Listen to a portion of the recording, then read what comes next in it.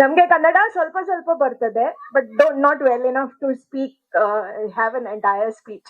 Today, my topic is very interesting. It's about role of narratives and soft power and using social media for it. Because I'm a storyteller, I'm going to start with a story. A disciple once asked a master, Guruji, how does one move a mountain? The Guruji looked at him, smiled, and said, by doing two very simple things: moving one pebble at a time and not waiting for anyone else to join. Very profound words, and that is exactly how I started my social media journey.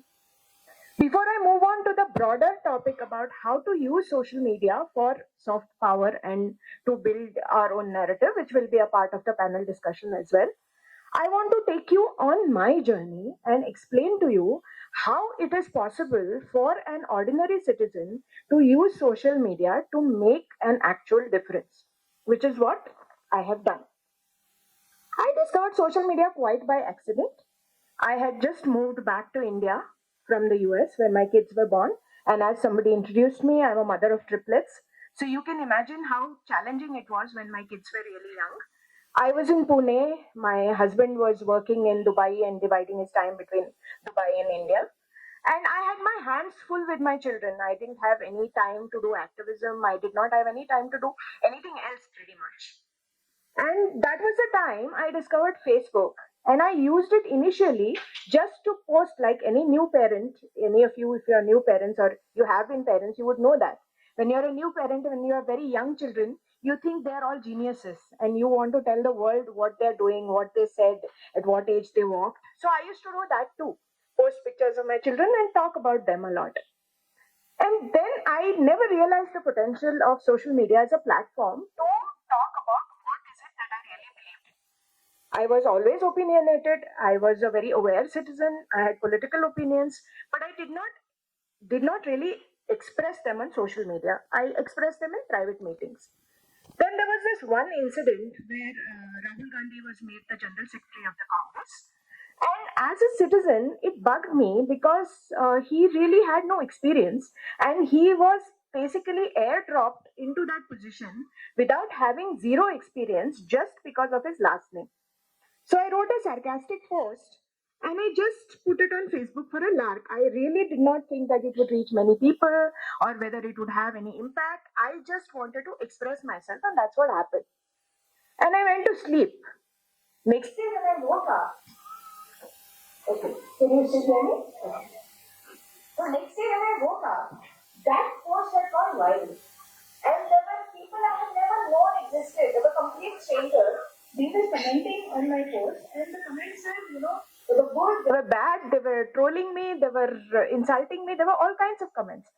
And I was flabbergasted for a while because I did not know that this platform had that kind of power. That was the first time I realized that I can reach the world if I have opinions and if I express my opinions.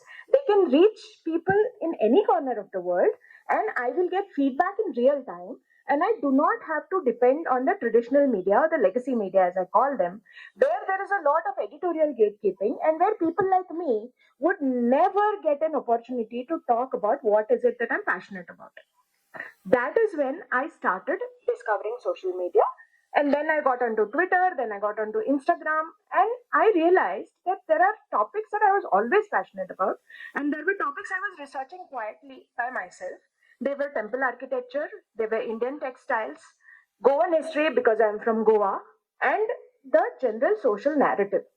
These were the areas that I considered myself reasonably well informed enough to experience and to express myself. So I said, let me use this medium to basically talk about things that matter to me. So I started giving lectures on Goa Inquisition, which before that, not many people were familiar, not many people were talking about it. I started talking about temple architecture. Then I started talking about showcasing my saris, not because I wanted to show off my saris, but because handlooms are a very, very integral part of Bharat's heritage. It is the original make in India craft, And it is a craft that has stayed with us since the Sindhu Saraswati civilization. That is a known history of at least 7,500 years. And we still make the world's best textiles in Bharat today using pretty much the same technology, which to me is really miraculous because despite so many invasions, despite so many breaks in the tradition, the craft of handloom weaving is still alive. And I wanted to position it, I wanted to provide a platform for it. So then I started using Facebook for my longer writing. I started using Twitter for the quick comments because the medium itself that time was only 140 characters, then later on became 280 characters. And that is basically how I started talking about soft power. I started talking about issues that meant to me. Now, if you are a reasonably aware person and if you keep your eyes and ears open, you realize that there is staggering hypocrisy around the word secularism in Bharat. Secularism in the Indian context simply means putting down anything Hindu, anything that is related to our culture, and to portray and to project other religions and other influences while putting down the Hindu culture. You can see it everywhere. Now, as a aware citizen, before social media came on the horizon, I did not really have an outlet to express my opinions. Maybe I expressed it in a small group of friends or in a closed room with 20 people or whatever. But I never had a broad platform to talk about these issues. Social media made that possible. Social media made that possible in real time. And what social media changed, and this is what really matters, is that I started getting instant feedback. And the very nature of social media is such that it is basically a platform. It is a means to an end. It is not an end in itself. It's like a knife, basically. If it is in the correct hands, it can be used to defend yourself, it can be used to empower yourself. But if it is in wrong hands, it can be used to kill also. It's exactly the case with social media. The medium is not important, it's just a way for you to reach your audience. What really mattered is the message that you give, and I'm going to give you 4 examples of where and how I use social media to make sure that my story is heard.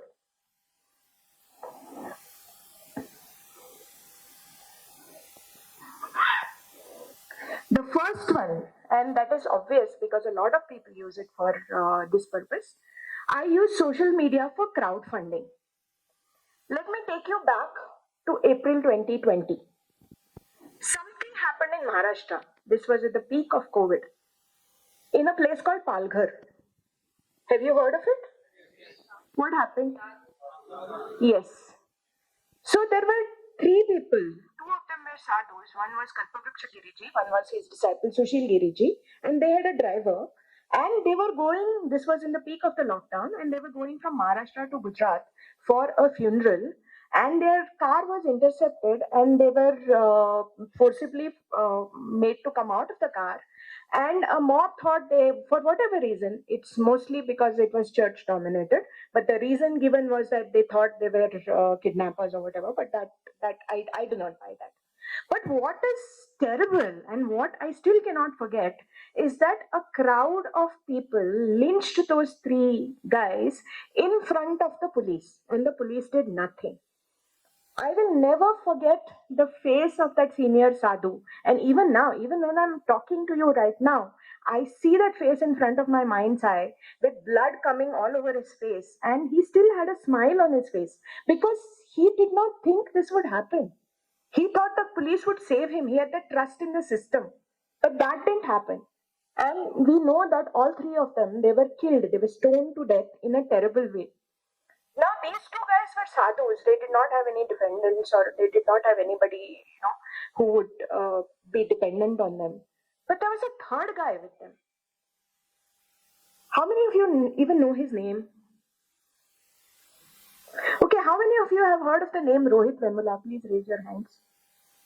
Fair amount, right? How many of you have heard the name of Nilesh Telgade? Nilesh Telgade was the name of the driver. He also belonged to a SC community. For him, it was simply a job. He was a driver, he was a professional driver, and he had agreed to this assignment because he was going to get some money out of it and he was taking these people. When he died a terrible death, he left behind a wife, he left behind aged parents, he left behind two children who were very, very young. The oldest was 6 or 7 at that point of time. And despite him being from a community that was socio-economically disadvantaged, nobody stood up for him. All these Dalit right champions, all these human rights champions, all these people whose hearts bled for Rohit Vemula, nobody stood up for Nilesh Telgade. So then I couldn't sleep in those days because the visuals were just too sad and too tragic and too powerful. And then I tried to find out what is it that I can do. I cannot go and save those sadhus, or I cannot do anything big.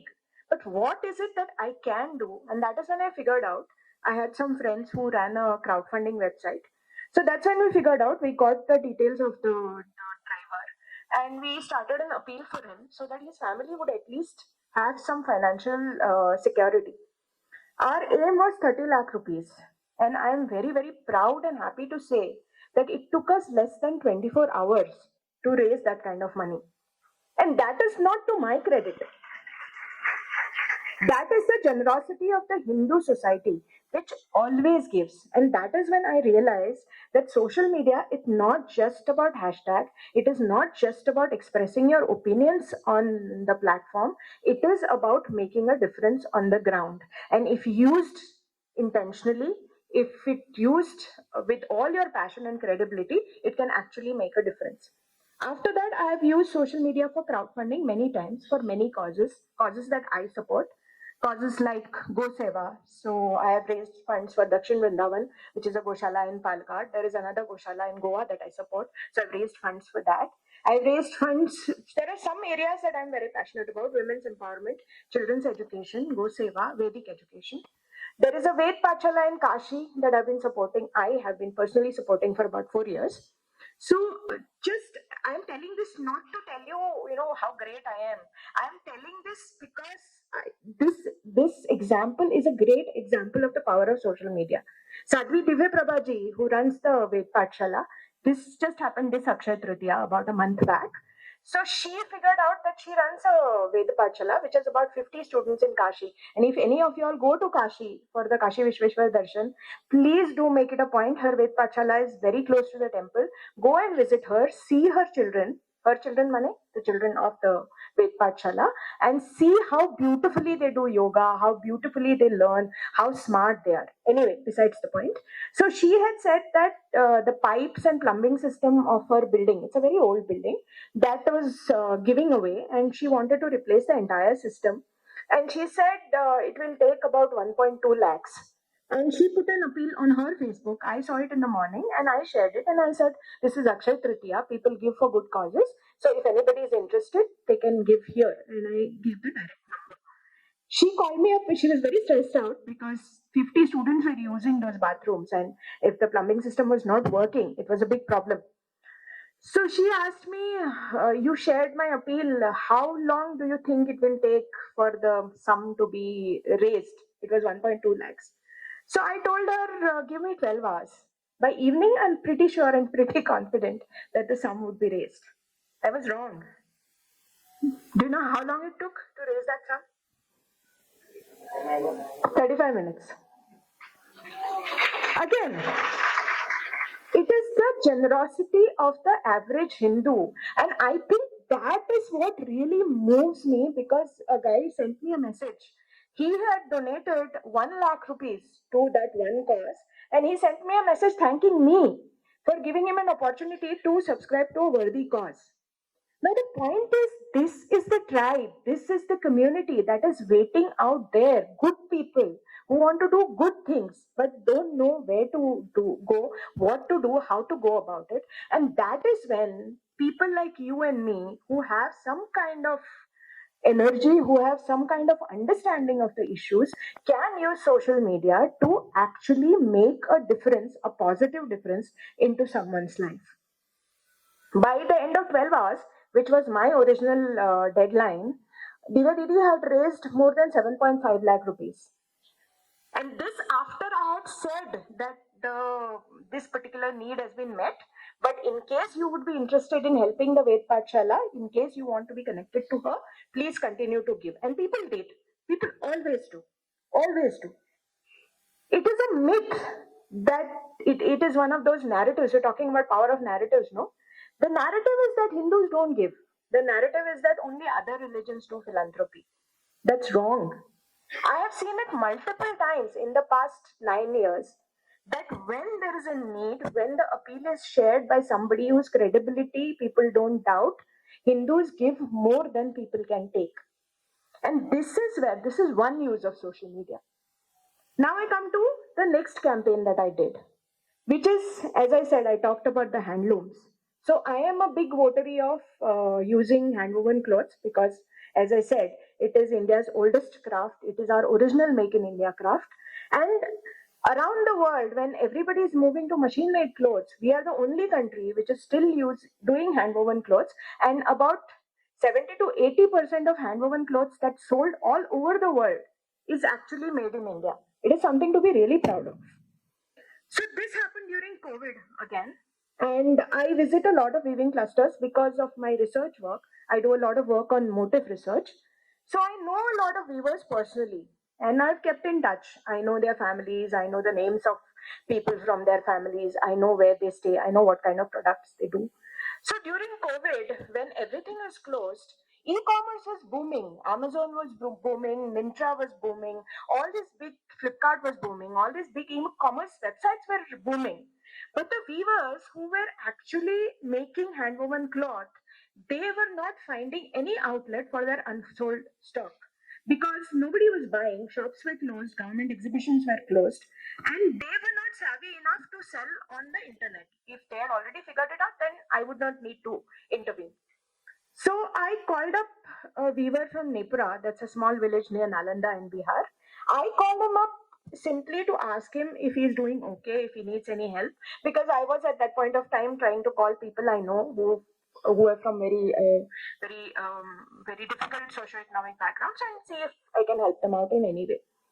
So he said, I don't want any money, but I have a lot of unsold stock.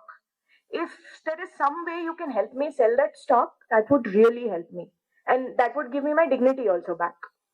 So then I put his name, his number, and the photographs of the saris that he made on Twitter and said that this is a guy who needs help. He has unsold stock of about 60, 70 saris and he needs to sell them. Again, within 2 days, all his stock got sold. So that's when I realized that, okay, I can use this as well. So I used a hashtag help the weaver and then I expanded it because I knew weavers from many clusters. So I shared the information of some weavers in Assam, some in Tamil Nadu, some in Maharashtra, some in Karnataka, and one more state, I think Andhra or Telangana, I don't remember now. And all of them, whatever accumulated stock they had, it got completely sold out within 2 days or 3 days because it helped the consumers also. The consumers could connect directly with the weavers and they would buy from them. So they also did not have to pay a very heavy retail price. And for the weavers, it made a lot of sense because then they didn't have to depend on any middlemen. So this actually worked. I keep doing that even now, like showcase the weaves and connect people directly to the weavers. But again, social media is a wonderful medium for something like this. The third thing, and of which I'm really proud of because I think that is my lasting contribution to the narrative, that is no bindi, no business. You saw the small film earlier, but there is a background to it. Why did I think of starting a hashtag like that? I am a mass communications professional, so I'm trained to read movies. I'm trained to decode messages in ads, and whatever they're doing, which is kind of like very subliminal messaging, I have been trained to look through it. So I have been observing this over the past 4 5 years that advertising for Hindu festivals was definitely changing and changing not in a good way. Till about 5 6 years ago, and you can Google this, you can Google Diwali ads. You will find that all of those ads had very visible Hindu symbols. There were pujas. There were pictures of the devis. There were on Lakshmi Puja. They actually showed a family doing Lakshmi Puja. The family would stay together. There would be smiles on people's faces. They would be dressed in bright clothes. There would be mithai. There would be rangoli. There would be diyas. There would be sky lanterns. All those things that all of us do in our houses during Diwali was there in the ads, and that's how you know that this was Diwali. This was a Hindu festival, and that is why people should buy things. And we all know that Diwali and Hindu festivals like Dashara, like Akshaya Tritiya, are the biggest economic markers of this country. Most of the high value purchase happens around these festivals, because we believe that for our festivals we should do something auspicious. So to buy a new house we wait for the Dashara, to buy a new car we wait for Gudi Padwa, Ugadi, for to buy gold we wait for Akshay Tritiya. But what the companies were doing is they were saying, you buy our jewelry, you buy our cars, you buy our flats, but we will not respect your religion, we will not respect your traditions, we will not respect your symbols, we will basically not respect you. We only want your money, we do not respect you. Now, you please tell me, if they are saying buy gold for Akshay Tritiya, that is not religious. Why do you think people are buying gold for Akshaya Tritiya? Are they doing it to celebrate Karl Marx?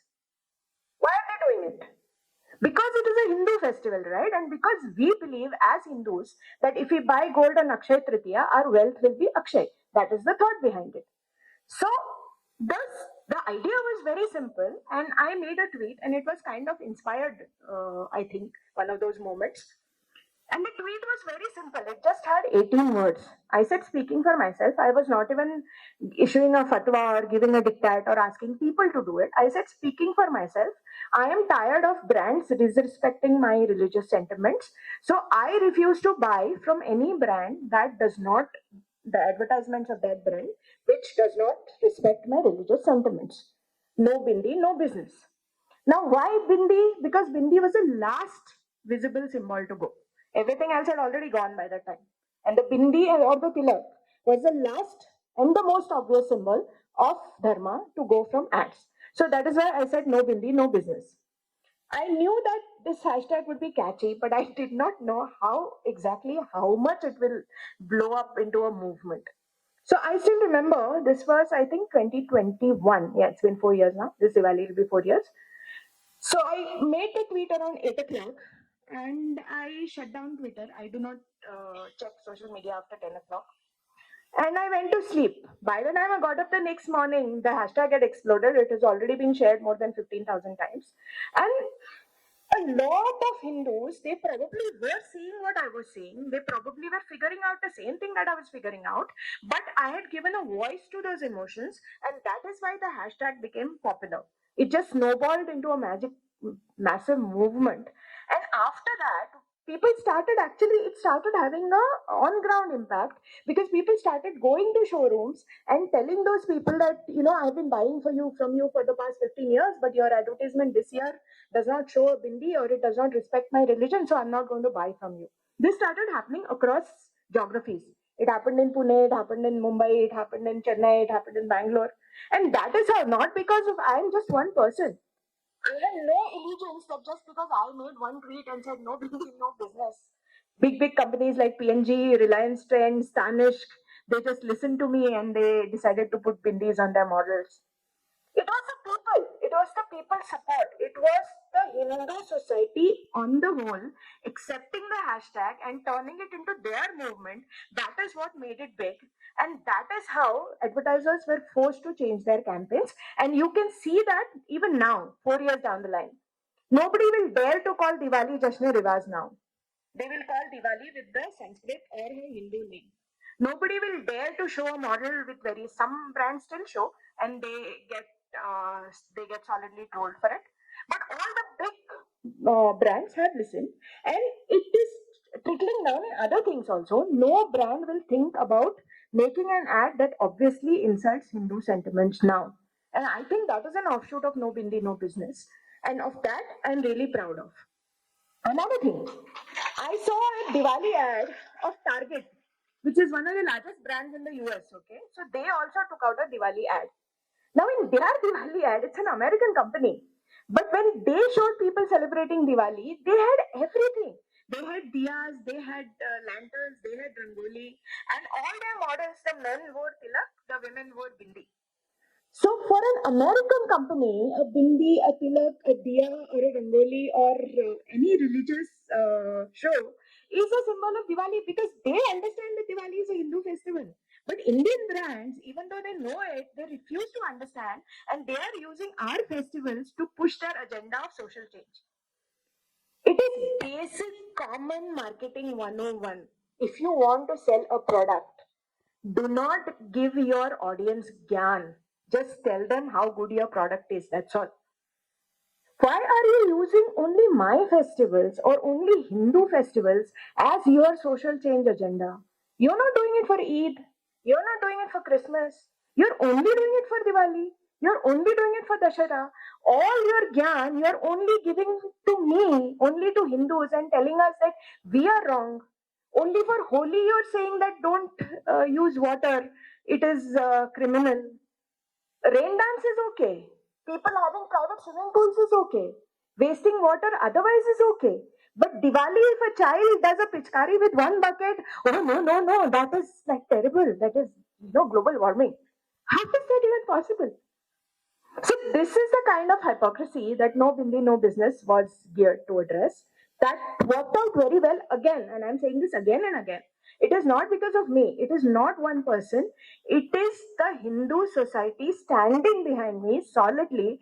That is what made the difference. And social media made it possible for me to reach out to that larger Hindu society. And that is the importance of social media. Now I move on to the last campaign where I used social media for good again. Okay, all these are virtual campaigns, whether it is Help the Weaver, whether it is crowdfunding, whether it is No Bindi, No Business. But I realized that lasting impact does not just come from social media, it does not come from just outraging on social media. That is very ephemeral. Okay, you may get millions of likes, but tomorrow nobody will remember what they liked for. That is what is the nature of social media. So, in order to do real activism, you have to do something lasting and you have to do something on ground.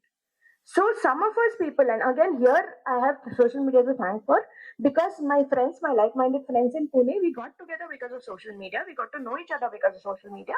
And we started to meet after that. We would meet once a month just to brainstorm and see what can we do for the cause. And then we figured out that while the left ecosystem is very, very strong on incentives, they are the ones who have awards, they are the ones who have book contracts, they are the ones who have, massive shosha. Our side does not have any mechanism to recognize the karyakartas, the activists working on ground. So, and lot of the times, see, our problem is we lament a lot. We keep talking about the problems, not necessarily about the solution. So if we meet 20 of us, we will say these things are bad, this is bad, that is bad, the roads are bad. I'm sure that 20 Bangaloreans meet, they will talk about traffic is so bad, roads are so bad, this is so bad, that is so bad. But nobody is really talking about what is it I can do to solve that problem on whatever level, small level, big level, whatever level. So we started like this, and then we were lamenting as always, ki there are no awards on our side, there is no ecosystem, there is no this, there is no that. Then we figured out that, you know what, enough of crying, enough of whining, enough of lamenting and hand wringing. It's time we do something. So we said, okay, if koi aur nahi de raha hai awards, so we'll only give the awards. So that is how the idea of Akshay Hindu Puraskar started. We did not want to give it in the name of any person because we wanted it to be the awards of the Hindu society as a whole. So we decided to give it around Akshay Tritiya. So we started calling it Akshay Hindu Puraskar, and it's also for Akshay Hindu Seva. So the idea was very simple. The awards would be given to Hindu activists working on ground, ideally young people under the age of 45. And the awards would be given also by an activist. So from an activist to activists, and we would not accept any money from either the government because it comes with obligations or from institutions as well. We would accept it only from individual donors if they want to volunteer. Otherwise, we will only pitch in our money, the few people who got together, and we would start this. And that's literally how we started 3 years ago. We got the first free hall that we could find. We pitched in our own money. We knew people who were working in this field, and we took out 5 areas: Goseva, tribal welfare, Dharma Jagran, end of caste discrimination, and media activism. And then we nominated people. The first year, we only nominated ourselves because we did not have the mechanism to call nominations from all over the place. And we gave these awards. We thought, and there was no publicity, mind you. Okay, we did not have any money to call the newspapers or channels or whatever. So we just, the 5 or 6 of us who were the core group members, we just put it on our social media and said that we are doing it on this day. These are the people who are getting awarded. If you can, please come. And to give the awards, we had called a Padma Shri who had worked for the Pardis. We thought maybe 20 people will turn up. That's all. That when we came, we realized the hall had a capacity of 150 people because we did not dare to take a bigger hall. We did not know how many people were going to come. The hall was full. People were sitting on the steps. They were standing. We had, in a hall which had a capacity of 150 people, we had over 300 people who had come just on hearsay. The program went off very well. The awardees uh, talked about their own experiences, the kind of challenges they face on ground. And there is a lot of disconnect between the urban Hindu society and people who are working on the ground. Like, we don't know what are the challenges that they face. And the challenges they face are very, very difficult for us to comprehend. So when the award winners were talking about that, that made a lot of impact. And after the function was over, a lot of people came to us and said that we would like to support this initiative. Next year, when you are going to hold it, please let us know. So next year, then even we got confidence. So next year, we hired a proper auditorium of about 300 people. Again, there the auditorium overflowed. People sat in the aisles and they stood up. And some in an auditorium of 300 people, some 500 plus people turned up. It was again a huge success. And this year, we just finished the third edition. So something as simple as that. And now I'm getting offers. There is a gentleman here actually. I won't name him, he wouldn't like it. But he said that next year I would be happy to sponsor all 5 prizes, which is very, very kind of him. But that is the kind of giving nature of the Hindus, that is the kind of giving nature of the Hindu society. And what social media is actually doing is helping people like you and me to actually build the narrative. Now I come to the end of my talk. I've given examples of how you can use social media. Now in the panel discussion, we'll talk more about how the other narrative is very strong and how we can use social media to break that narrative, but that's part 2 of this. But why am I telling you this? I'm not telling you this because I want more followers. No. I'm not even asking you to follow me. What I'm going to ask you is to follow your dharma. Make sure that whatever difference that you can make, do it. If you can showcase the small temple in your neighborhood on a regular basis, do it.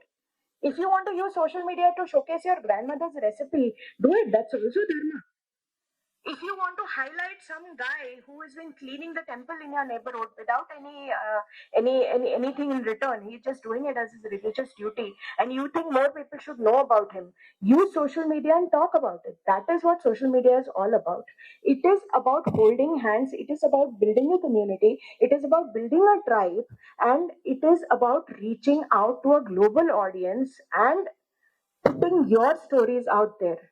Because remember, if you are in a position to understand what is going on and if you're in a position to do something about it, you only have 2 options. Either you actually do something about it, or you close your eyes, you close your ears, you close your mouth, and you choose not to do something about it. But if you choose not to do something about it because of whatever reasons, and there are challenges obviously, remember, somebody else will tell your story and you will have no control over it. That is why it is very important for us to use the platform at our disposal, which is social media, to tell our stories the way we want to, because that is the only way to make a difference. I started with a story. I'll end with this also with a story. This is my favorite story, and I tell it at almost every meeting that I go to. Again, this is a story of a sadhu. There is a beach, and high tide had just come in, and there are thousands and thousands of alive starfish on the beach. They're alive. but they can't obviously go back into the water, and they are, gasping for breath. And there is one sadhu on the beach, and he is bending down, picking a starfish and throwing it back into the water, bending down, picking a starfish, throwing it back into the water, and he's doing it for a long time. There is an onlooker who's been watching him. Obviously, like all onlookers, he doesn't want to help, but he wants to give advice. So he asked the sadhu, "What is the difference? Why are you doing it? There are like thousands and thousands of starfish. Even if you work for 24 hours, even if you work day and night, how many can you help? 100, 200, 300, 400? You will never be able to make a difference." Sadhu smiles, picks up one starfish, and just as he's throwing it into the sea, he says, "It makes a difference to this one." But that is not even the story. Because here, what we are doing, yes, it makes a difference to that one starfish. It makes a difference to that one little cause that you're going to do. But more than that, you are the starfish. It makes a difference to you. And that is why you should do it. Thank you. Now we enter into the discussion on the soft power, which is, and then the importance. I mean, it doesn't exist in isolation. Soft power is very closely associated with building up of the narrative, where you are telling your part of the story. If you don't tell it, somebody else will, as Shefali ji said. Now, let's hear from each of these domain experts, especially maybe we start with Bhaskarji on the national and internal security front, especially in this era where we are seeing different types of challenges apart from the conventional challenges of say cross-border terrorism or insurgency and even cyber war. The next gen warfare is largely about who is occupying the mind space, especially with either with right information or with misinformation or disinformation. So people are willing to occupy the mind space in the information warfare. So if you can help with putting a picture of how does it look in the internal security aspects. So let's start with that, and then we can go around. Respected Shefali madam and co-panelists, and all of you have given your precious time to come and listen to vignettes on the internal security. The word internal security was not even in any drawing room discussion prior to 2000 or say up to 1990. It became more and more relevant only after we started witnessing the several bombings which used to take place, several explosions which used to take place in prominent cities targeted at individuals. And that was the time when I joined the police in 1990.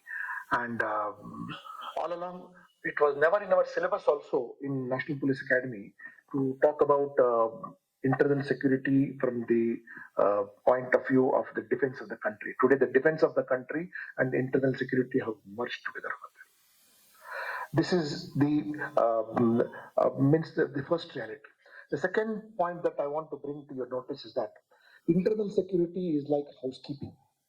See, if you keep your house dirty, if you don't sweep your house, dust your house, clean your house, or maintain your house, what is it that's going to happen? Dust is going to be there, cobwebs are going to come in over there, things will start rotting, and when all these things start rotting and these things start smelling and dirt starts becoming more and more, what is it going to happen? Bandicoots will come, spiders will come, lizards will come, rats are going to come. That is what happens to our country also. If the gates of the country are not closed and secure properly, if the coast is not secure properly, and if we allow people who are whose interests are against the country, and also those people who are inside the country who are contributing to the dirt, filth, and are hand in glove with those people who are against the interest of the country. What is it that is going to happen? So you are going to have more number of policemen, you're going to have more number of investigative agencies, more number of, but how long is it going to go on? The challenge is to clean the system, clean the country, and keep our system absolutely clean as possible. But that's a dual point of view of doing it over. So if you see the current challenges, I need not tell you because you're already aware through social media how And as Shefali pointed out that we love to discuss only problems, not solutions over there. So when we speak about solutions, we only speak about, okay, strengthening the country on strengthening the core values of the whole country itself over there, recognizing the country's previous history, like what the Prime Minister has always been keeping saying that culture along with development over there.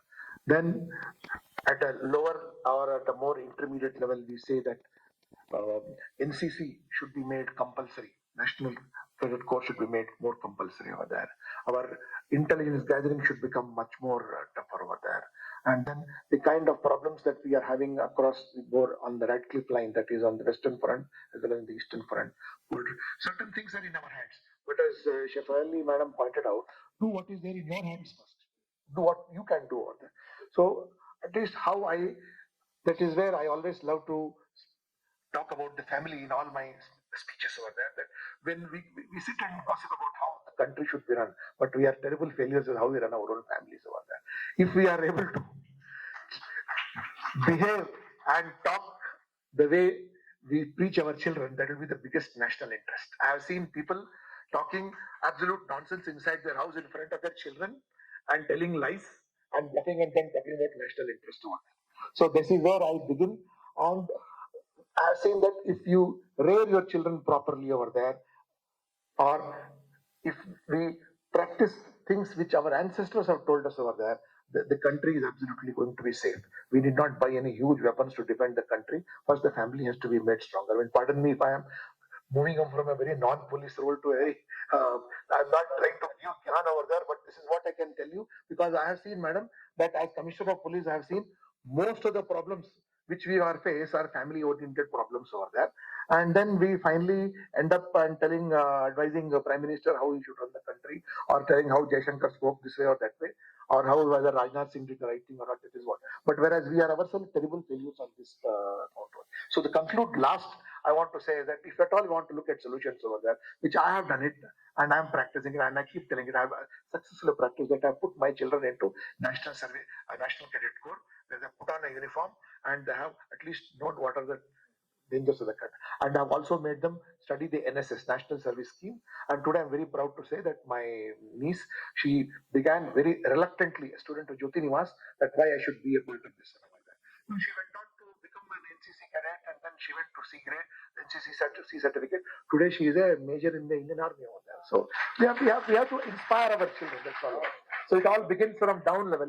Otherwise, it will just be like giving gyan at a very high level. Thank you. Yeah, sure. No amount of policemen could safeguard unless the values are nurtured from the family. This is a wonderful point. So let's move a little bit higher towards how does the war of narratives, especially in the geopolitical landscape, in terms of uncertainties that we all encounter, how does it look like, and how is Bharat's progress in that? Maybe Rajivji, you can give a quick picture of that landscape one.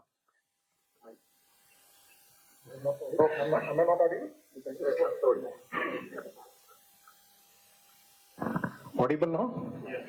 Okay. Thank you all for coming over and helping us share our experiences with you. Coming back to the question spans from family, as Commissioner Bhaskar ji said, to a geopolitical scenario. So I'll be talking from a very high level, not from the family level. Okay, India as a nation showcased its kinetic power and showcased it pretty successfully. But the enemy is not going to be subdued by 3 or 4 days of kinetic power. When do you say that an enemy has lost the war or lost his will? Anybody? Okay, there are 4 attributes. The first is the enemy state should lose its capacity to fight. That is, its armed forces should be taken out. Second, his manpower should be lost. Third, his will to fight should be broken. Fourth, his economy should be brought to zero. The fourth, nowadays in today's IMF world is probably not realizable, but the first three could be. Have we achieved any of those aims? Probably not. In the span of 96 hours, that was not probably the political aim, and so it's too early to rejoice. It is not a event. It is a civilizational battle that we are fighting right from 712 AD. And this is but a chapter in that whole war or civilizational war that we have. Because please do remember, as Chanakya said, know your enemy. Do we know our enemy? Is our enemy the Pakistani state? Is it a nation? Probably somewhere I think there is, in my personal opinion, I think we have misread the situation and misread our enemy. The enemy is not a nation per se, as nations are defined in the Committee of Nations. Pakistan is an idea. If you look at the Pakistan army slogans, it is Iman and Jihad fi Sabibullah. It is a total radicalization of the country's institutions. So, when I say soft power, as a nation, have we been able to project this with success on the international stage? That we are not fighting terrorists, but we are fighting a nation of terrorists. Probably we have walked a few steps in the last 2-3 years, but I think we have a far, far way to go. We are nowhere near the end of the tunnel. So that is one thing. Second thing, I was listening with rapt attention to both the previous speakers about narratives. It's okay if I go on? Okay. So what happened in Pahalgam? What happened in Pahalgam? Was it a terrorist activity? How many of you think it's a terrorist act? Okay. You define terrorism. What Ajmal Kasab did was terrorism. He shot at people in the railway station without having an idea who he was shooting to. Right? That is terrorism. What happened in Pahalgam is not terrorism. This is genocide. Unless you understand what is the problem statement, how can you resolve it? Our MSM, when I say MSM, mainstream media, quickly coined the term terrorist activity, and probably our government channels also followed the same. It is not a terrorist act. When you ask a person his identity and shoot him in execution style, it is genocide. What is the difference in what happened in Pahalgam to what Hitler did to the Jews? He used gas, they used bullets. So it is very, very important to understand what you are saying and what are the ramifications of what you are saying. Probably I'll end at this. For the questions, I'll be able to elaborate. Thank you. Very nice. So understanding the enemy or the psyche behind it's so important. So now, Hindu Dharma itself, as such, Shefali ji, we know, we are taught to, as such, one of the central part is to handle dilemma. Right from Arjuna asking Krishna, or whether Yudhishthira said the truth or not. It's about contemplating about it continuously and so on. In this age of information, or when there is an avalanche of information, how is the Hindu voice coming out? Is it really coming out, or is there a colonialism that is still entering the digital space and subverting our voice? How could we read that mindset, if you can? It is beginning to come out. I wouldn't say it has come out completely, but it is definitely in Bharat before 2014 and Bharat post 2014 are significantly different. So that is a good part. The bad part is not all the people are even realizing. He asked what is the real problem. I know what is the real problem, but I'm in Karnataka. If I say what is the real problem, there will be FIR against me. It is a fact. No, he said it. He said we have had that problem since 712 AD. समझने वाले को इशारा काफी होता है. But the point is, it is not even that. He talked about colonization, right? So unless things change on ground with us, and by us I mean Hindus or anybody who loves this country, and we realize what is the problem to begin with, we will never be able to find a solution. That is why we are having people with a name like Jyoti Malhotra. It is so easy to recruit her by Pakistan. It is really, I mean, it is ridiculous. But that is how it is happening because we have never been taught what is the real problem. We have been never been taught that it is okay to speak out loud and be assertive. All religions are equal.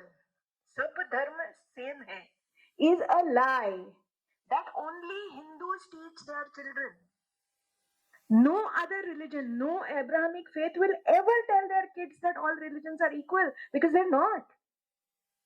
When we say there are many paths to the truth, we are talking about Indic faiths.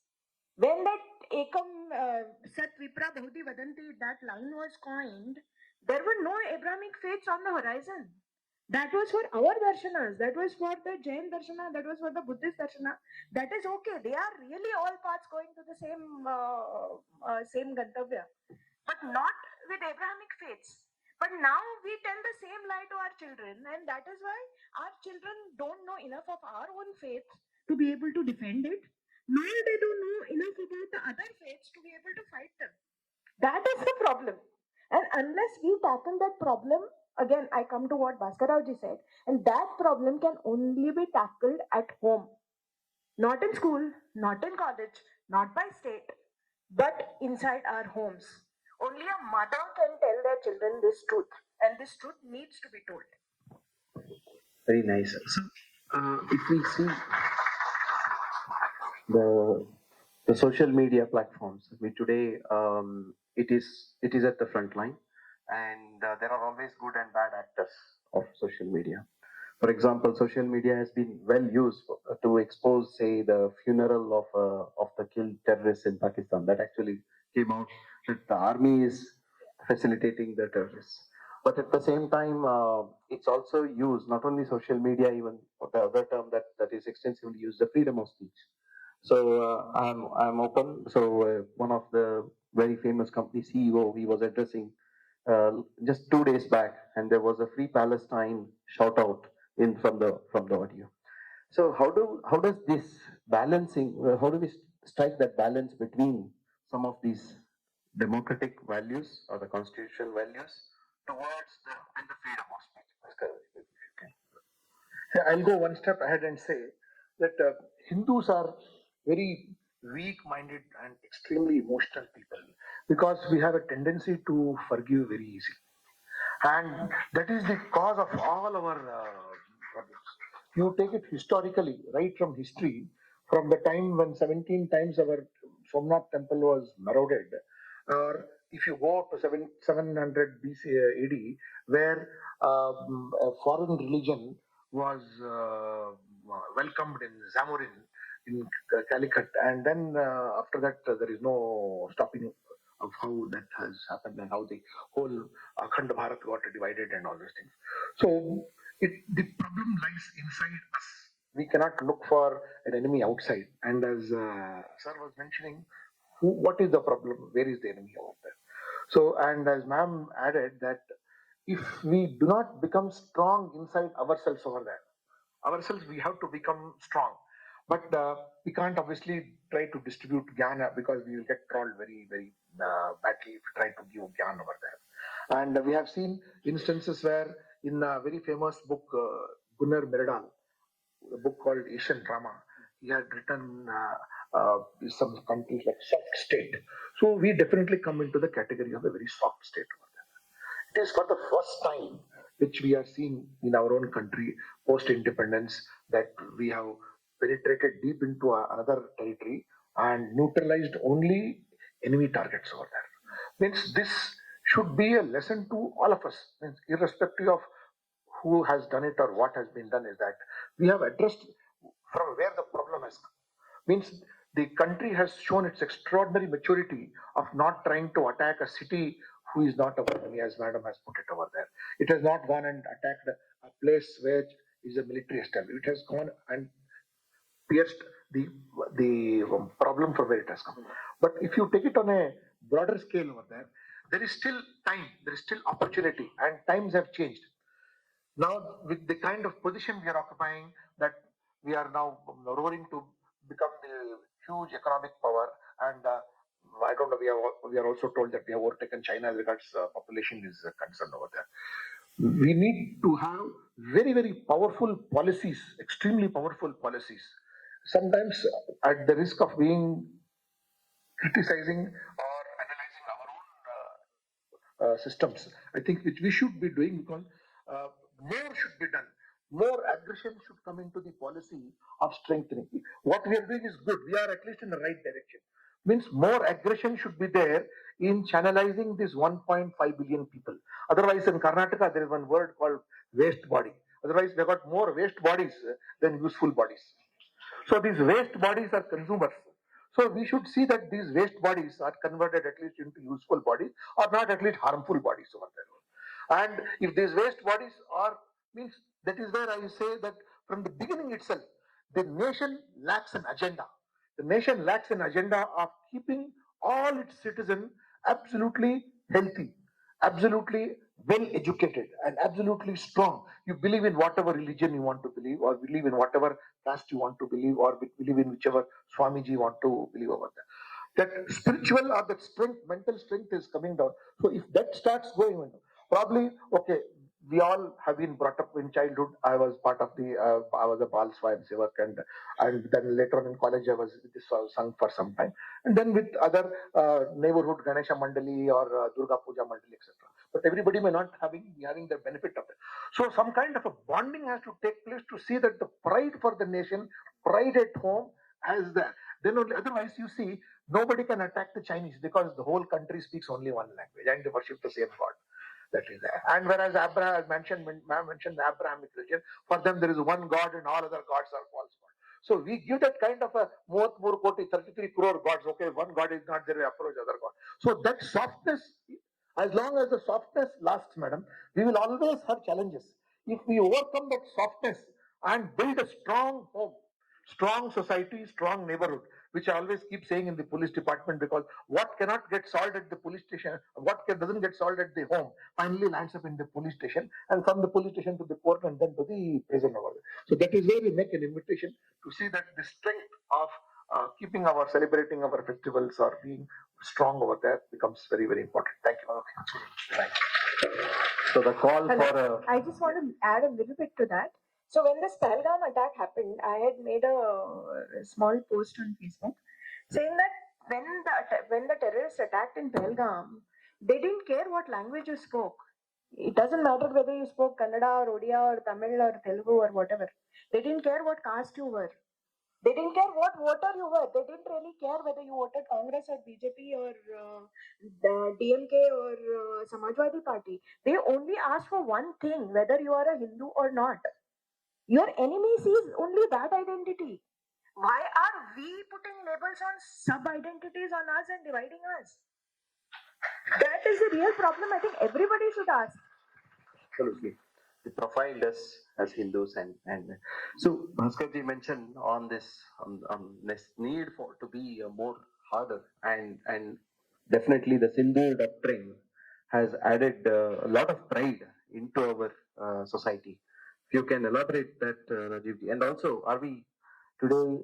Bhaskarji mentioned also how China is progressing, and are we in a position today in the region, especially with our renewed position of regional supremacy, are we positioned to take on China in various aspects? So, Okay, it's quite a loaded question.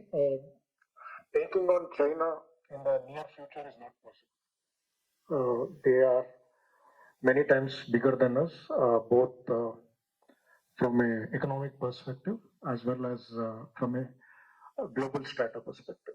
They have monopoly over key mineral resources, and in the near future, I don't see us taking them on in a kinetic way, right?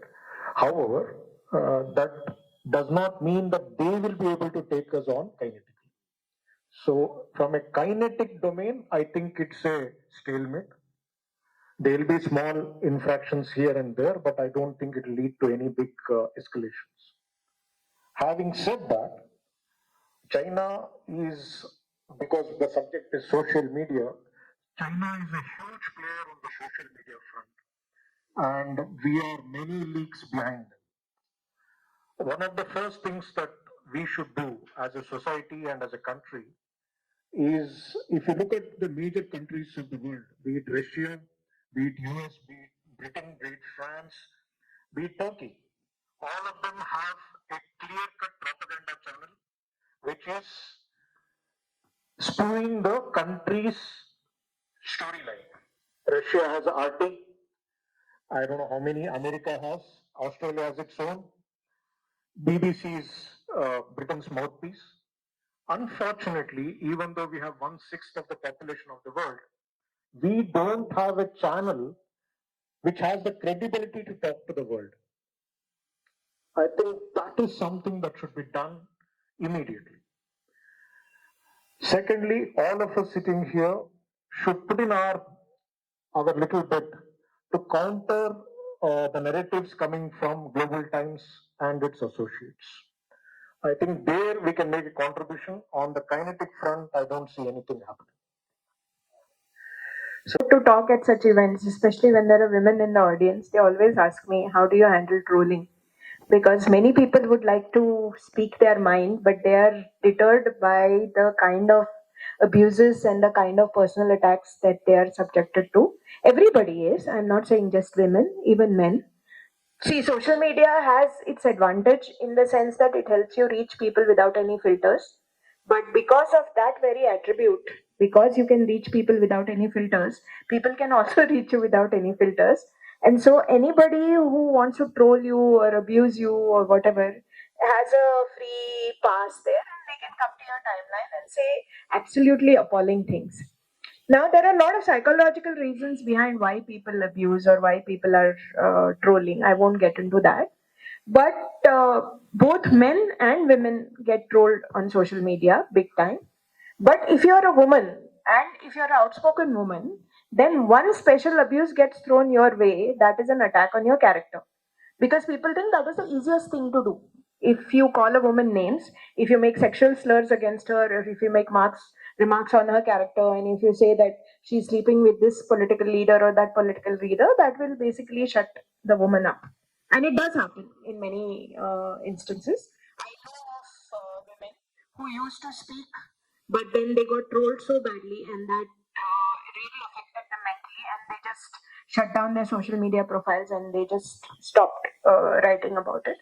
This has happened to me also. I've had to make a police complaint twice. I've had to ensure and follow up and make sure that two guys were behind the bars.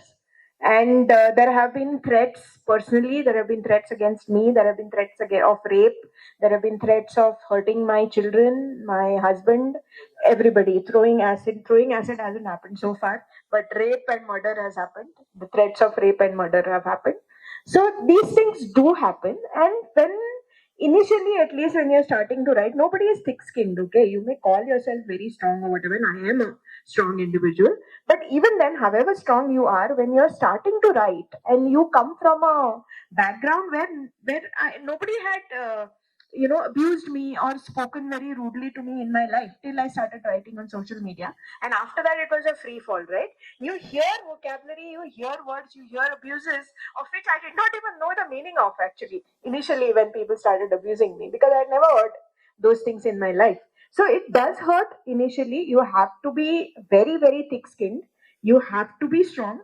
But if you keep at it, and you have to, because as I said, the first time when I started writing, And I talk about this incident often because it's very important.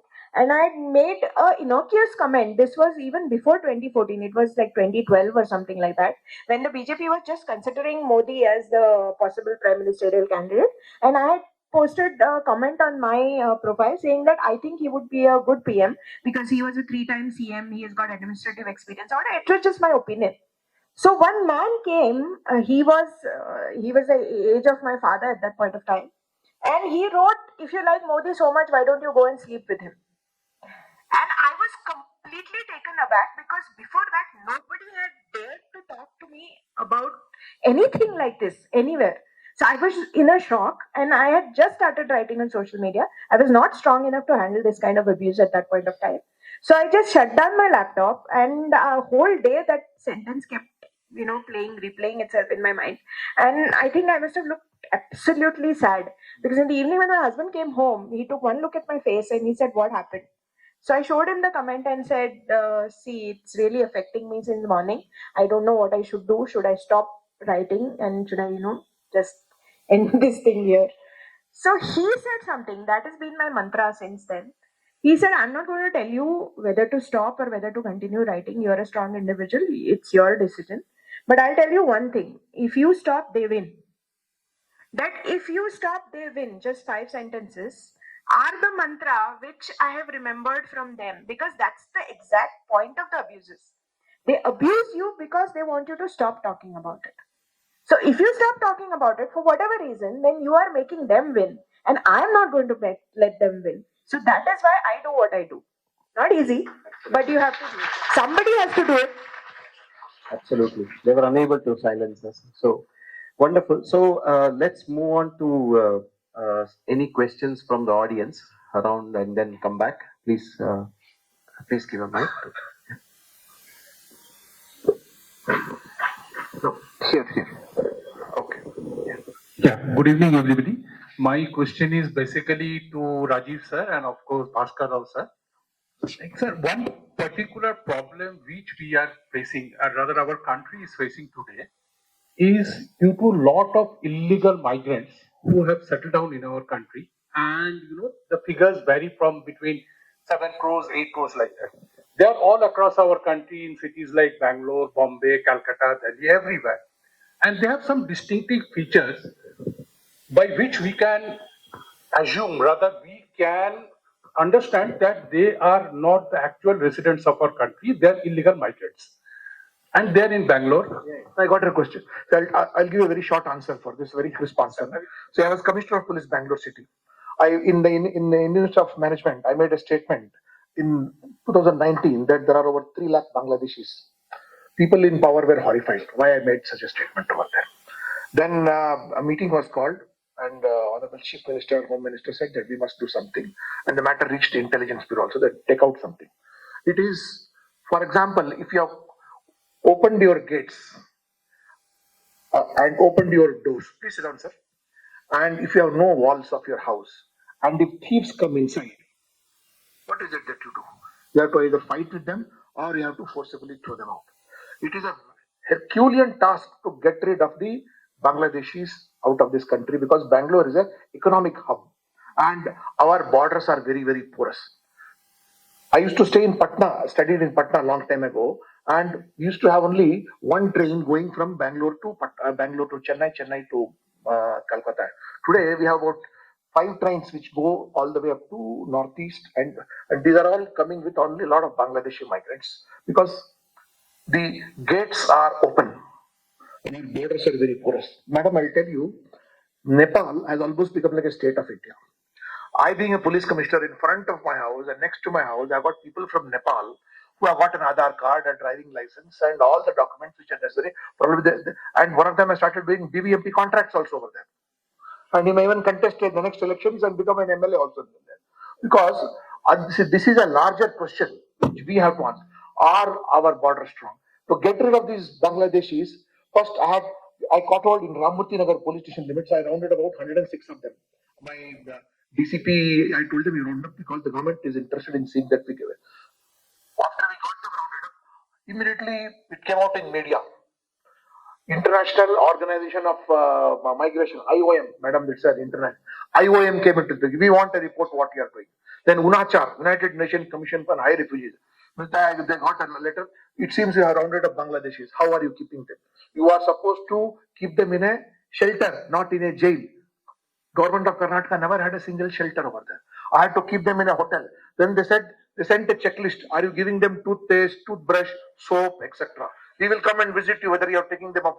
And we have to prepare their entire list of names, send them to the embassy in Bangladesh through various channels, because I was the only commissioner of police. So the proper channel is that from CP it goes to DG, from DG it goes to Home Secretary to Chief Secretary to MHA, from MHA to MEA, from MEA it goes to Bangladesh embassy.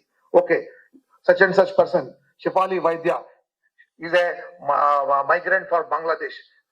I have to interrogate and say that so and so person is saying in Mymensingh district.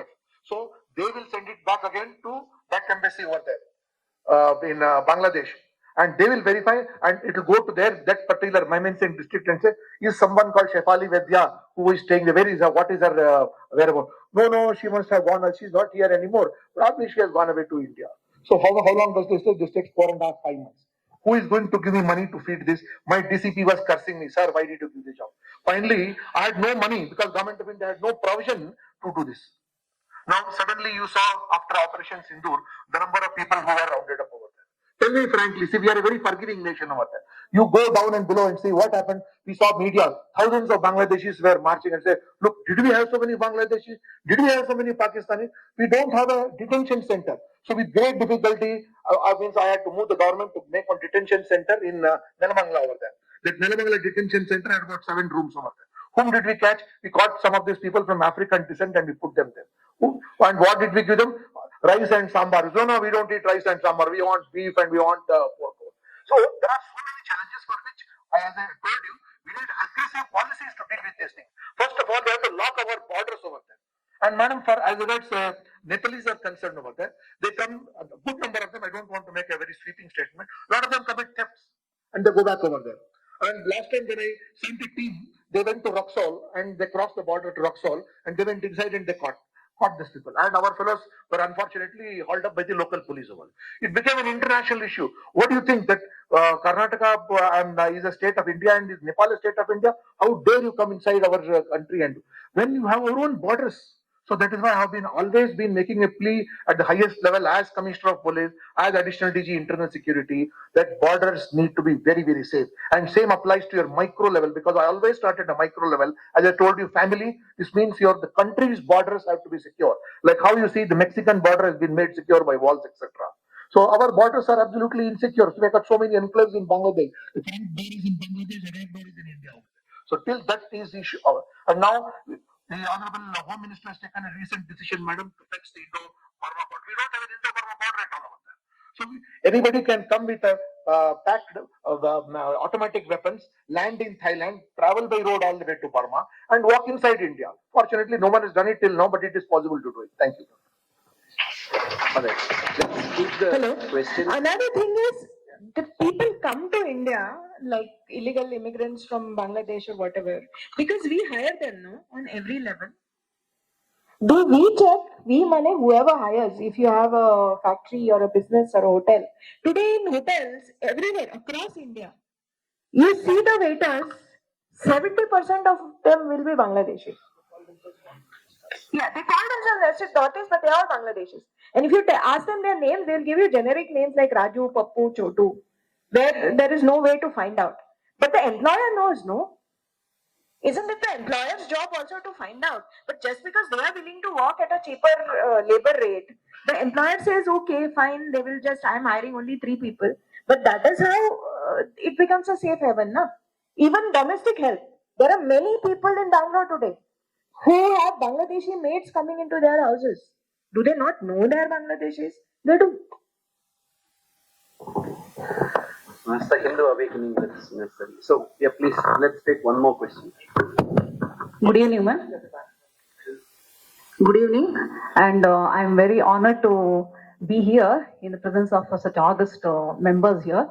And my question is, actually, I have 2 questions. I don't know whether it is allowed. But the main question is today the main concept is social media for Hindu awakening. But my main question is when the number of Hindu population is dwindling, how we can ensure the Hindu awakening? Because I want to state the facts here. The first foremost, Mr. Karthikji said the invasion of mind space.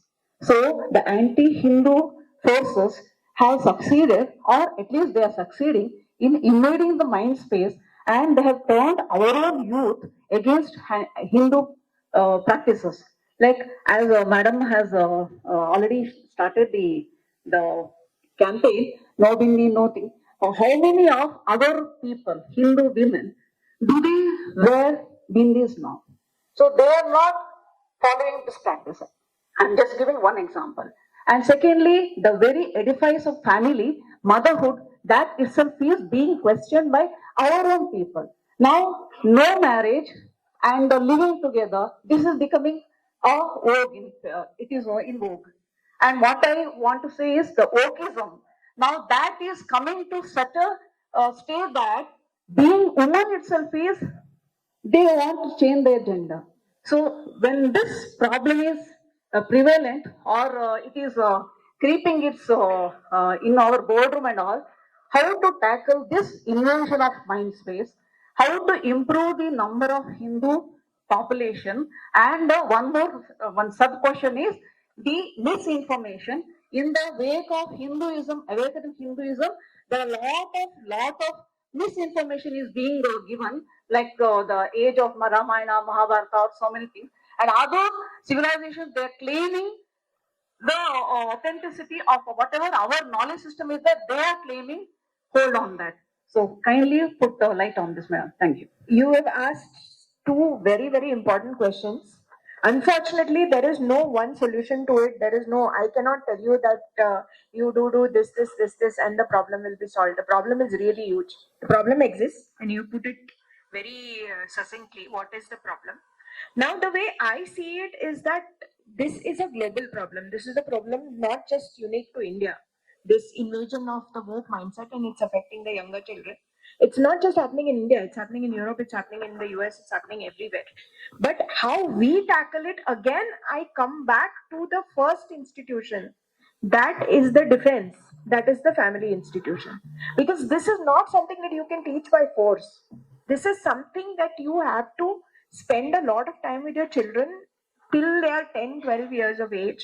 And that is the only time you should talk to them openly. You should give them sanskaras. That is the only way you will be able to inoculate them to some extent. Some extent. I have seen people who've come from very, very sanskari, very, very close families also going to college and then completely changing. There is nothing, there is no one solution to it. But we can do what is the best to protect our children and to tell them about our religion, to tell them about faith, and answer their question, not just because do it because I tell you to.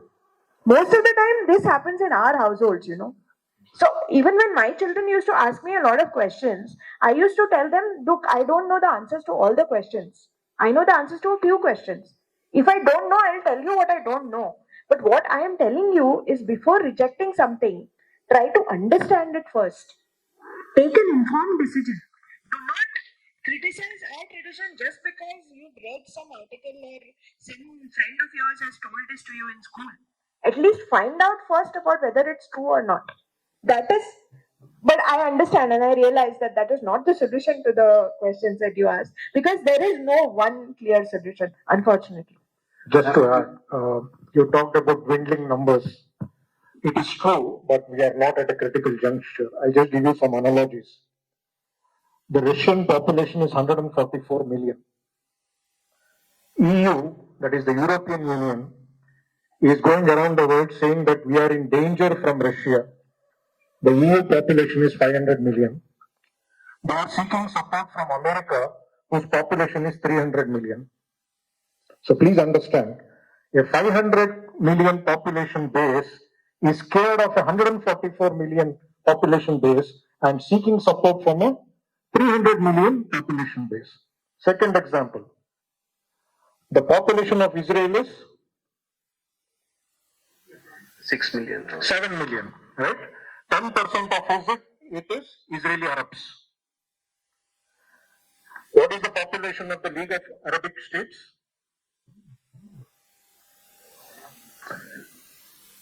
Okay, as a landmass, League of Arabic States are 632 times the size of Israel.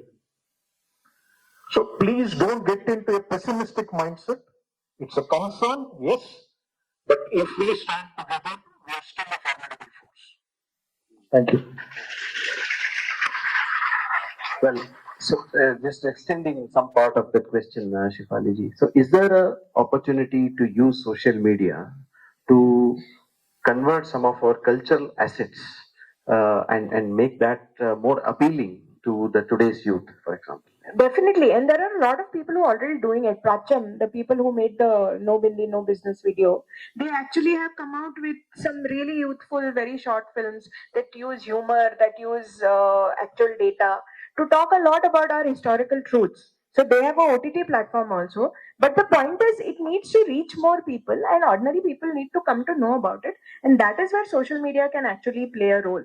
But that is a role that I alone can't do, he alone can't do, Bhaskaralji alone can't do. That is a yajna in which we all need to participate. Only then will it be successful. You know, he is right when he talked about Israel. I was in Israel last year as a part of a delegation after the Hamas attack happened. So the Israeli government actually wanted us to see what happened, and they took us to those kibbutzes where the attacks happened.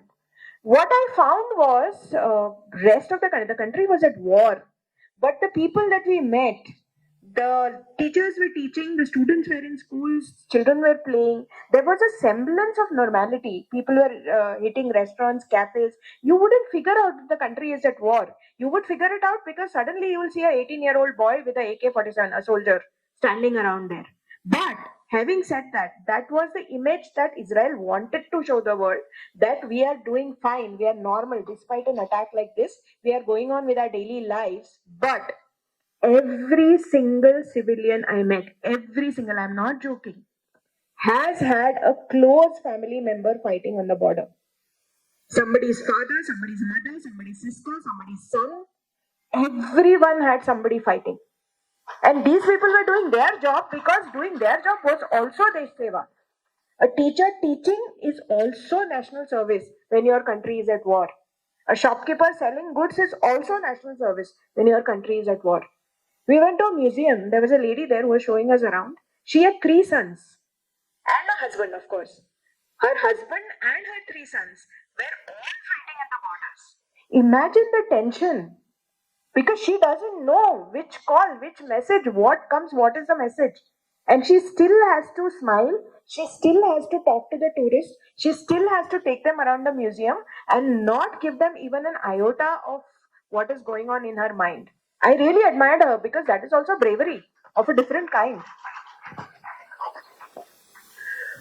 All right. So, Rajiv ji, okay. All right. Please, please. Good evening. I'm Vishwa Pramod. I'm a professor and a PhD scholar. I research on national security issues. My specific question was to Bhaskar Rao, sir. Sir, we've seen all these terrorist attacks and everything, all discussions going on. But one thing that I saw was ignored is the role of the state intelligence department. And you also briefly spoke about how you detected the Bangladeshis here. I mean, it is the core vein of our intelligence and threat detection, right? It is unfortunately it is seen, which is largely neglected. It is underfunded. I have visited the state intelligence department even in Bangalore and BDDS office in Shantinagar. I had interactions with officers. Why? How do we reform the state intelligence department? Not just in Karnataka, but across the country, because unless because one of the discussions we have on intelligence, it is all about the national agencies. It's either RNAW or IP. But the neglect and ignorance of the state intelligence department, I somewhere feel is costing dearly to our national security. How do you view this, and what steps do you suggest as reform measures for the state intelligence departments across the country, not just for Karnataka? Intelligence from ground level, police station level is called SB, special branch. Then at the district level, it is called the district local intelligence unit, LIU. Then there is a state intelligence, which we have, there is an additional DG. Then there is a national intelligence called the Intelligence Bureau. Then there is an external intelligence called RAW. Then there is a military intelligence. Then there is an intelligence within the border security force. Then there is an intelligence in the ITBP. So there are full of intelligent people doing intelligent things and trying to gather as much information as possible. But nothing.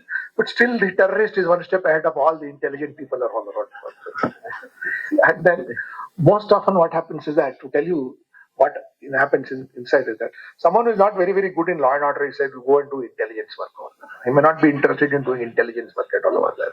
So you be an intelligence. Someone who doesn't want to do here and there, go to northeast, go here and there.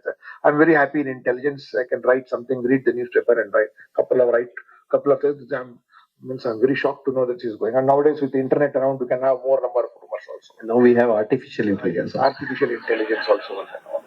So it is not just mere intelligence will be present, will come to being only when there is scope for some. Means if your house is under attack and if somebody is awake and tells you or doesn't tell you, so the house has to be secure.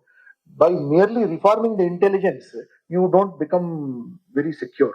The house has to be secured. I keep telling this very, very frequently, very, very loudly, and all internal security is on how you keep the house. And if somebody doesn't do their job properly, they should be punished, and they should be thoroughly punished. Our country is a least punished country. Madam, I want to bring to your notice that if you take world figures for all crimes put together, it's for all countries, for every 100,000 people, for every 1 lakh people, El Salvador has got 1,700 people in jails. United States, for every 100,000 people, 541 people are in jails. And in India, for every 100,000 people, for every 1 lakh people, 35 people are in jail. Because we don't put anybody, we don't punish anybody. We don't take anybody to task. Kshamay madi, bitbidi, adjust madi, saku, yake, why you want to pursue.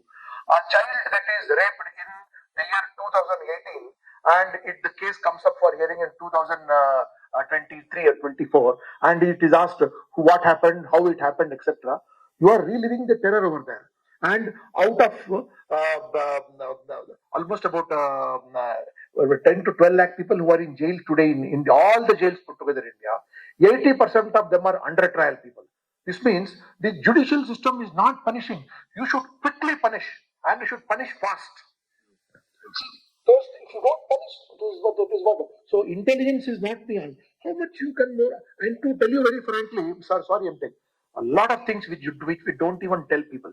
Means have happened where intelligence has done excellent work. You are only getting to know about where intelligence has failed. We don't tell where intelligence has succeeded. Number of times where intelligence has succeeded, where your life has been saved, but you would not even be. We don't want to make it public because if you try to make it public, it is like we spreading terror and saying, "My God, the country is full of terrorists, and every day intelligence is working and saving you." We don't even want to say that, and that is why you see a lot of my colleagues in state intelligence have died at the age of 53, 54, and some of them have died immediately after that because it is sitting on a chair and desk. They take so much of tension as if they're fighting at the international border over there because they have to keep so many people informed and so many people have to be gathered. So only the failures of intelligence come to your notice. The success of intelligence doesn't come to you. Is there a role of technology also that could help and empower in that? Yeah, before I answer that question, I don't agree with your opinion, sir. Our intelligence agencies are quite up to the task. As Bhaskar Rauji said, only the failures come to light, and the successes are not heralded. They are unspoken heroes, and their job mandates them. If you look at the last 10 years, with all the fault lines that are there in the country, not one major terrorist activity has taken place. Right? Leave the Pahalgam attack. Before the Pahalgam attack, not one major terrorist attack has happened over the last decade. This is not a coincidence. We are unfit, we are useless, but still there are no successful attacks. That is not possible. So we have a very good intelligence agency going on, both at the state level as well as the central level. There is good coordination. Otherwise, I don't think we would have seen peaceful days as we have seen in the last 10 years. I think they say we need to get it right each time, and they That need is to not get it right. possible. They need That to is get it not right possible. just once or so. See, the problem with intelligence is you get a lot of sit reps, situation reports. There are a lot of info sources. To convert information to intelligence and intelligence to actionable intelligence, time-based intelligence is a Herculean task. It is not easy. Kudos to those who do it. So please don't underestimate their work. In Bangalore city itself, as CP I have seen that a number of times we have been able to diffuse and not. I'll tell you one instance. I was holding charge of Dakshin Kannada district in '98, and Lal Krishna Advani was supposed to come and address the gathering over there. We got information that some explosives are going to be planted over there. Means we could not even stop it because the idea was that, as you mentioned, that if you stop it, they have succeeded it over. So at that point of time, within the shortest possible period of time over there, not only the place where we got the anonymous call that explosives are planted over there, we searched number of other places and we were able to diffuse 3 or 4 places over there. So to get that quality of person, first of all, to intelligence is very sensitive. Everybody doesn't like to do intelligence. Means if you are working continuously, if you are not being recognized, who would go over there? Everybody wants galis. Nobody wants galis over there. And here it is only galis and galis which when there's it happens over. So various places it has happened over there. Yes, it has happened in airport. It has happened over there, and in railway stations we have been able to diffuse, and we have not made a publicity out of it because if you make publicity, people start getting scared of it. And once of all the things, I must say that though being in the BJP, Siddaramaiah as chief minister had said that ಅಲ್ವಾ ಪರವಾಗಿಲ್ಲ ರೀ ಒಳ್ಳೆ ಹೂಡಿಕೆ ಕರ್ನಾಟಕದಲ್ಲಿ ಬರ್ತಾ ಇದೆ ಯಾಕಂದ್ರೆ police ಇಲಾಖೆ ಒಳ್ಳೆ good investment is coming in side Karnataka because police is doing their good job and is being a response. So we do a lot of things. They are unsung. And as sir was mentioning, it doesn't come to fore. I know my boss was in RAW and you had to have a different name, different identity, could not see. Poor fellow, he died at the age of 53 because the stress levels are very high in collecting this thing there. That's what happened, how it happened. Somebody has to be briefed over there, somebody has to act over there. And you have also heard about our legendary police officer, Mr. Dowell, who spent years in Pakistan selling watermelon and collecting intelligence over there. Means, can you get such kind of people who will leave their family and go to another country and start collecting intelligence? Means, thanks to this kind of people who are doing it. And we have a lot of people over there, but we don't make a mention of this kind of people. There are a lot of people who have changed their name, who, for the sake of the country, they are doing it. But we cannot publicly recognize them, nor can we mention about their contributions. But they're silently, as we sleep, party, and do politics, they are busy defending the country. All right.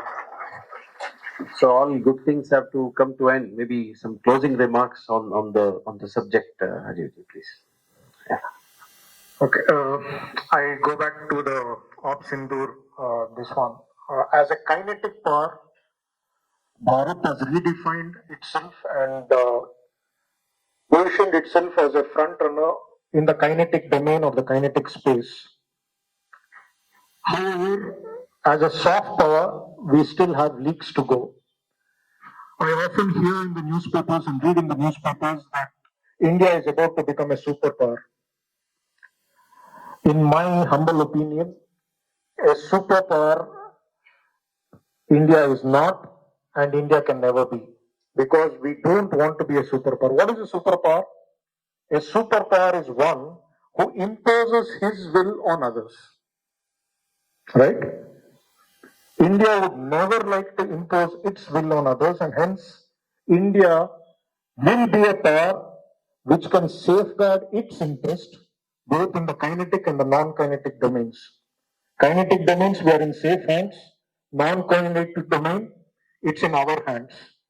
Whether we can save India and project it a global narrative which fits into our aspirations, only time will tell. Thank you. If you can. The country is now on its path of becoming very strong. Now it is our role at home to make the family strong and the neighborhood strong. Thank you. Thank you. Maybe Shefali, if you can. I would agree with Bhaskar Raoji. I think if each one of us did our jobs as a politically aware, assertive citizen, then collectively that itself becomes the solution. Wonderful. So it was great to have distinguished panelists with me.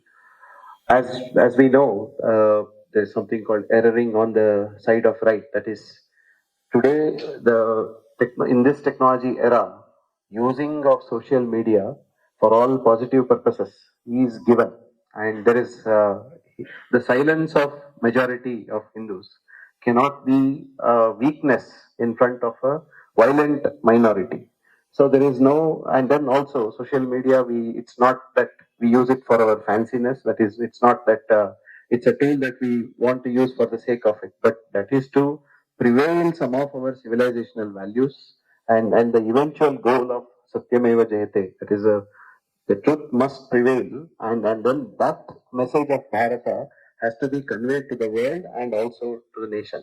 So, lot of words of wisdom that experts have thrown. I'm sure you will be a better social media warrior or a kshatriya in the days to come, and we uh, continue to build a nation in the path of progress.